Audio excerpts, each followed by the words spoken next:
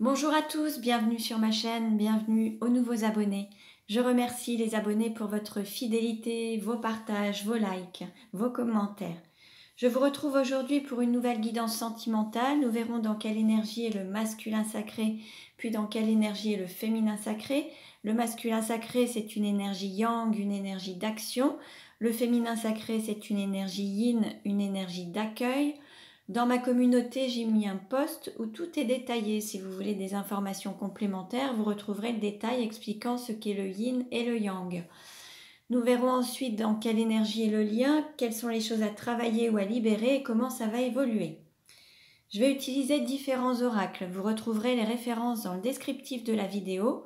Il s'agit d'une guidance générale, ne prenez que ce qui résonne en vous. Pour une guidance personnalisée, vous pouvez me contacter. Mes coordonnées sont également sous la vidéo. Allez, on commence et nous allons voir dans quelle énergie est le masculin sacré aujourd'hui.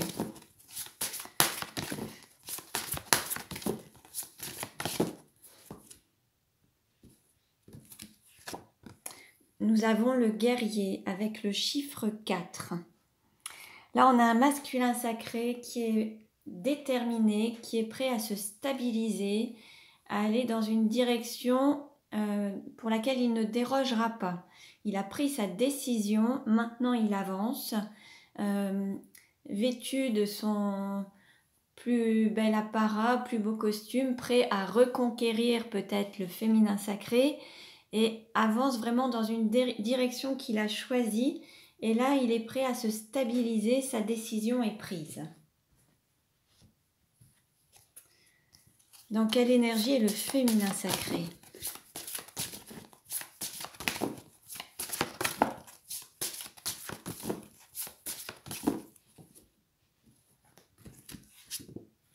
Nous avons la menthe avec le chiffre 7. Là, on a beaucoup de désirs. Et la menthe, donc le féminin sacré, est prêt ou prête également à concrétiser ses désirs, ses besoins, ses projets, donner vie en fait à ses rêves et vraiment les concrétiser. Pouvoir à la fois les concevoir et leur donner naissance en tout cas. Quelle carte représente le lien ?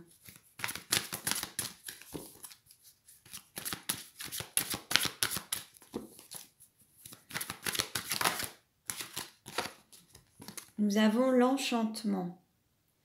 Là, il y a vraiment la manifestation du divin sur le couple de flammes jumelles. Il y a vraiment cette énergie qui circule, qui vous traverse, et c'est vraiment cette énergie divine en fait qui vient se manifester sur Terre.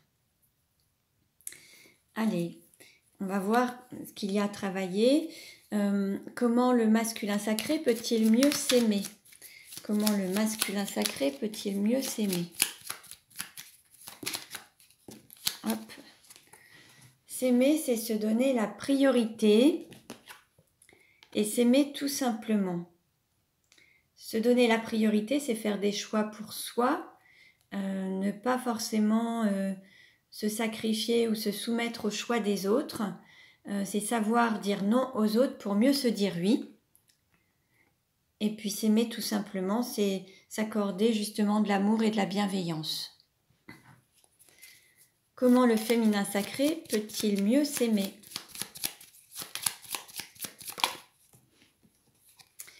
S'aimer, c'est être libre d'être soi-même.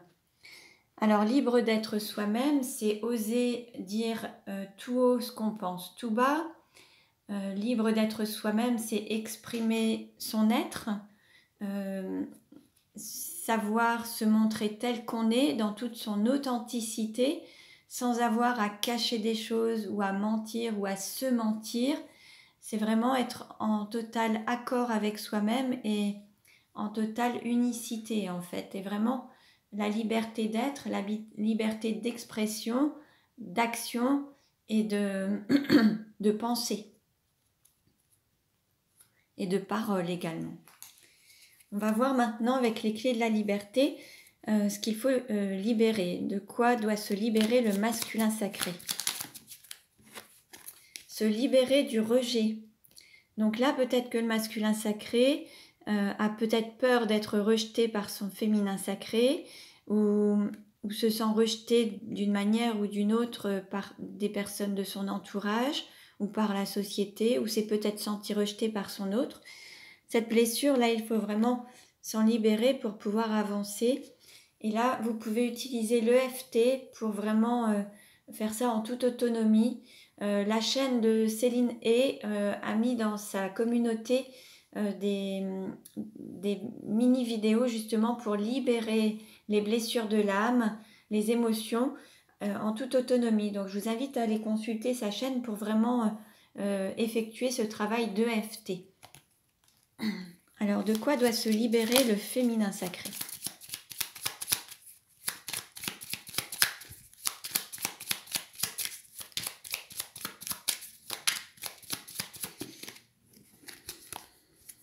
Se libérer du poids de la lignée familiale.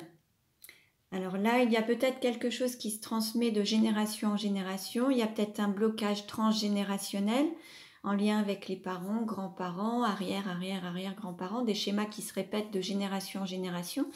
Et il peut y avoir aussi le poids de la famille au sens où il y a peut-être aussi la responsabilité familiale des enfants, des parents, qui peut représenter aussi un poids en fait.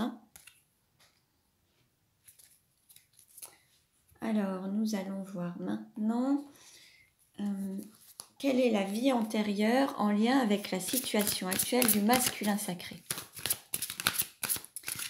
Alors, on a 2 cartes, on nous parle de soldat et de prison.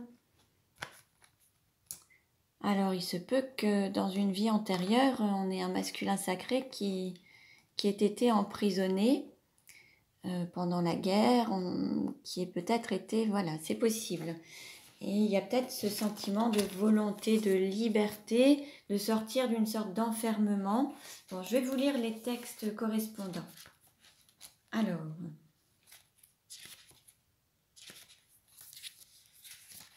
Soldat.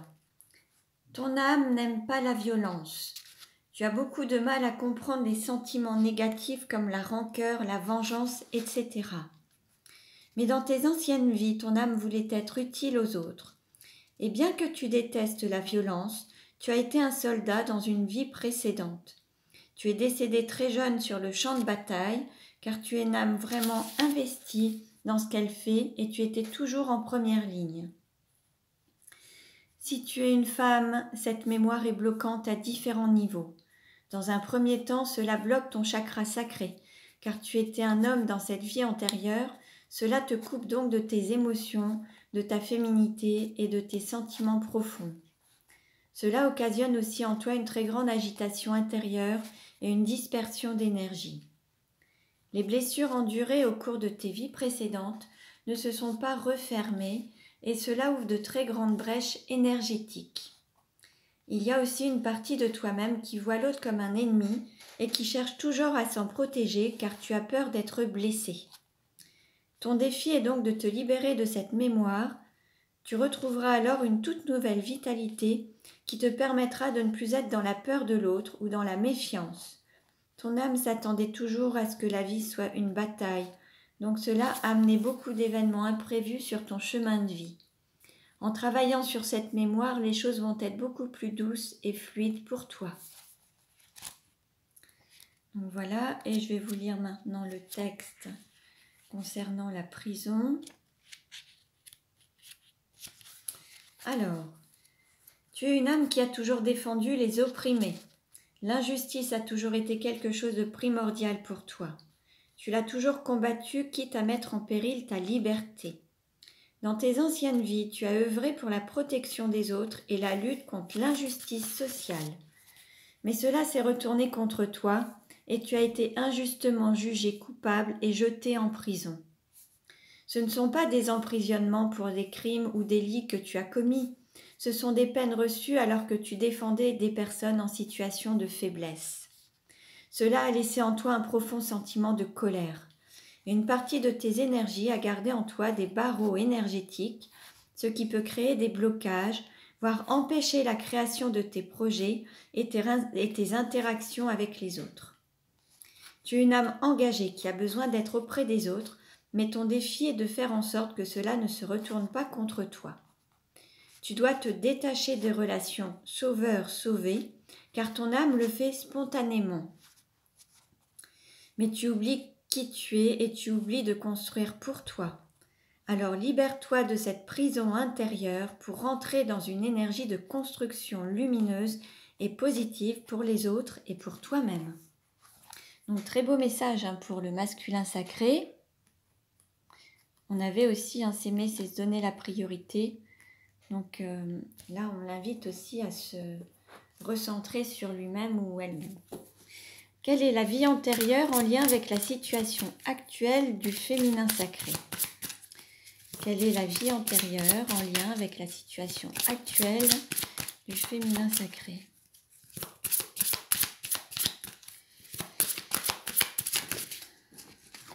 Guérison d'âme. Alors,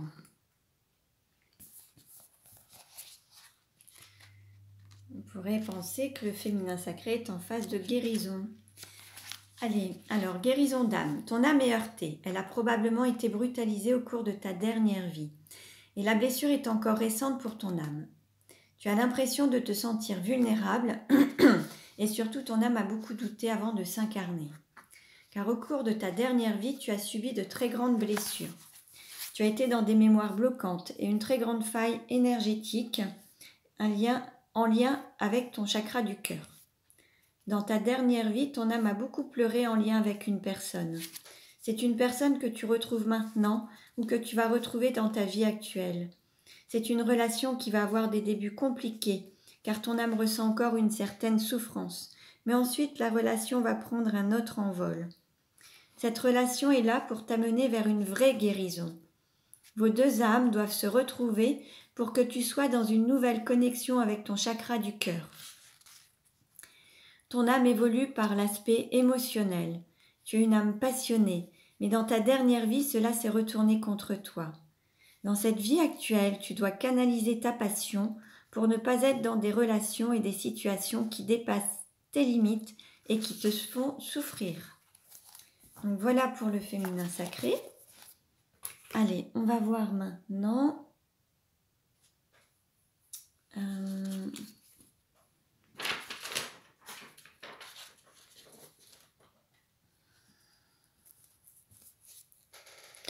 Comment est perçu le masculin sacré par le féminin sacré? Comment est perçu le masculin sacré par le féminin sacré? Âme sœur, nouveau départ et en fait par rapport à une période de crise ou de non-communication, le féminin sacré souhaiterait qu'il y ait un nouveau départ. Actuellement, vous êtes en non-communication, en distance. On a le signe du bélier, taureau et gémeaux.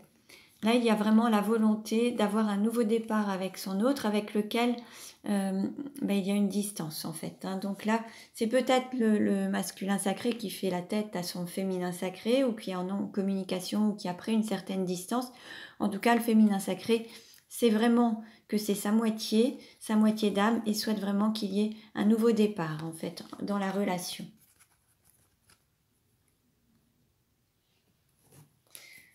Comment est perçu le féminin sacré par le masculin sacré?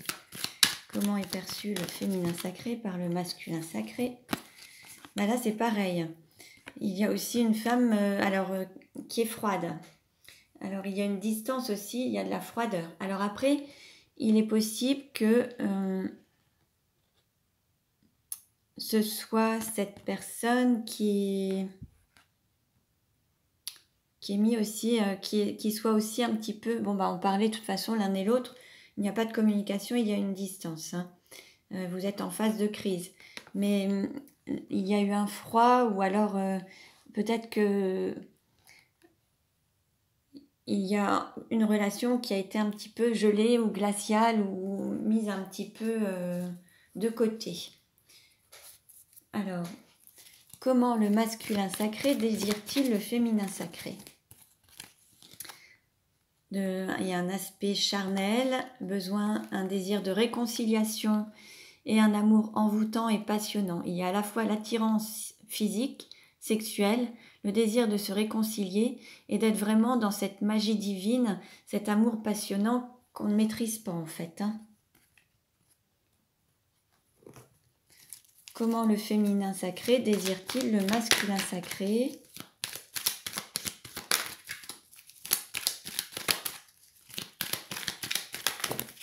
Voilà, c'est beaucoup.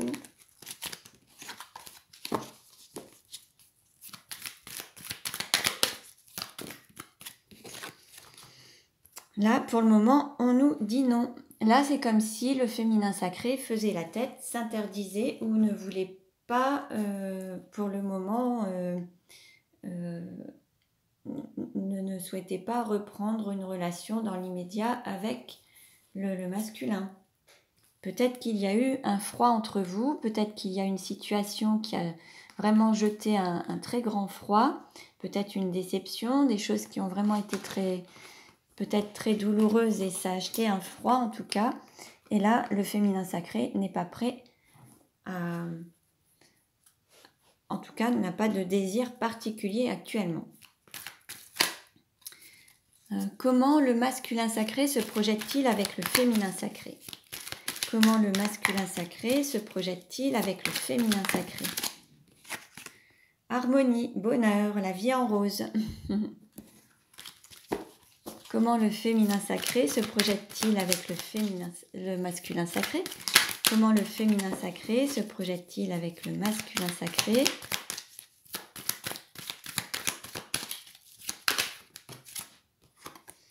Amitié sincère, fidélité, plus peut-être dans un contexte amical. Alors on continue et nous allons voir comment ça va évoluer. Allez, donc, comment le couple de flammes jumelles va-t-il évoluer?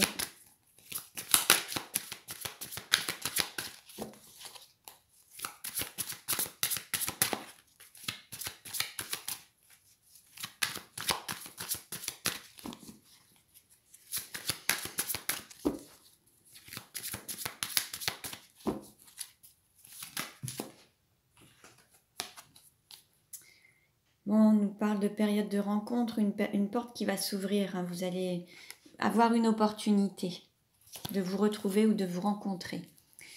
Quelle carte représente le couple maintenant? Quelle carte représente le couple de flammes jumelles maintenant?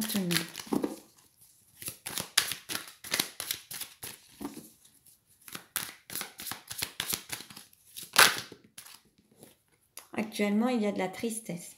En ce moment, vous avez une remontée d'émotions, peut-être une séparation, il y a de la distance entre vous, il y a de la tristesse et de la mélancolie. Qu'est-ce qui pose problème dans la relation? Qu'est-ce qui pose problème dans la relation?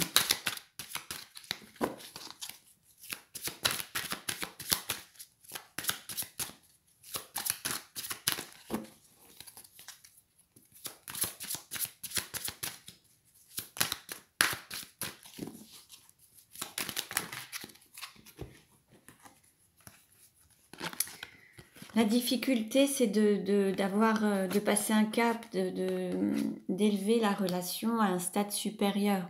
Des difficultés à ouvrir son cœur, en fait. Peut-être qu'il y a eu beaucoup de blessures et le cœur a été refermé.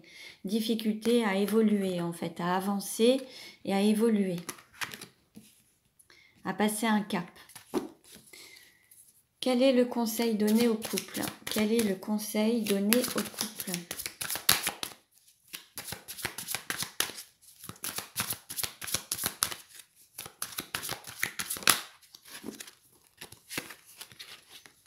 Alors, on vous invite à guérir vos blessures et voilà, à penser vos blessures, à guérir. On vous invite à prendre le temps de guérir votre cœur par rapport aux souffrances et aux blessures du passé. Comment le couple va évoluer ensuite?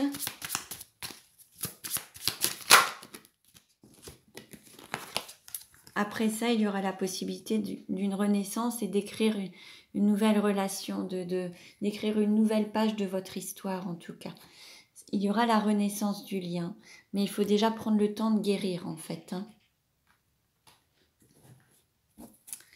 et comment ça va évoluer à long terme.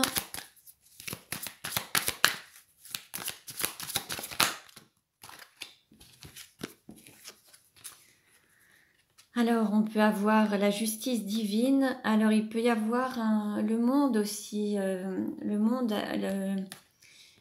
ça peut être aussi... Alors, on nous parle de distance et d'éloignement, de justice, mais ça peut être aussi le monde à votre portée. Ça peut être à long terme. Il peut y avoir un engagement avec quelque chose où vous avez toutes les possibilités avec le monde.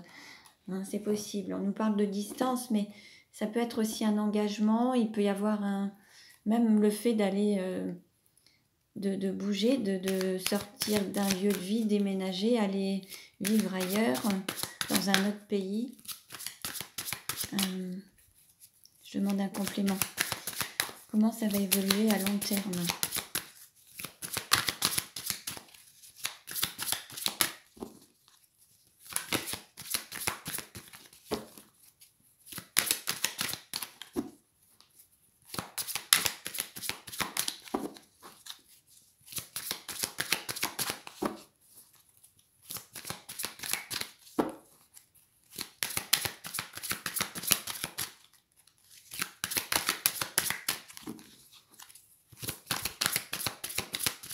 Bon, là, on ne va pas parler. Ah si. Oui, on nous parle de déplacement, de voyage, de prendre de la hauteur. Il se peut qu'il y ait...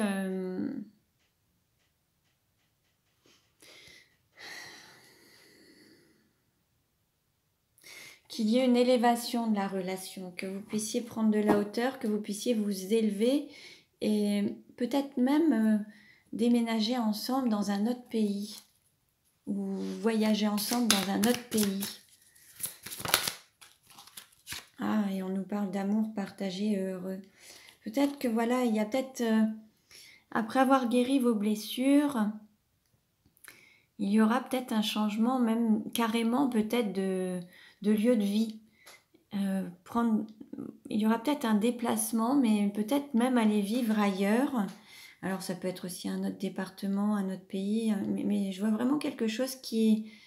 Ou alors vous serez amené en tout cas à voyager, si c'est possible, vous serez peut-être amené à voyager ensemble, à bouger. En tout cas, il y aura cet amour partagé et heureux.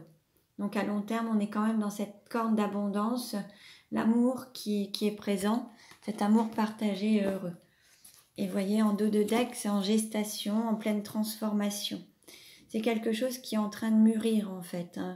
Il y a cette transformation qui se fait, mais c'est vraiment en train de mûrir.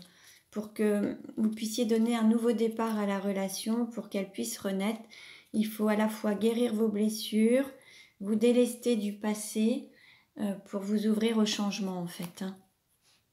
Donc voilà pour aujourd'hui.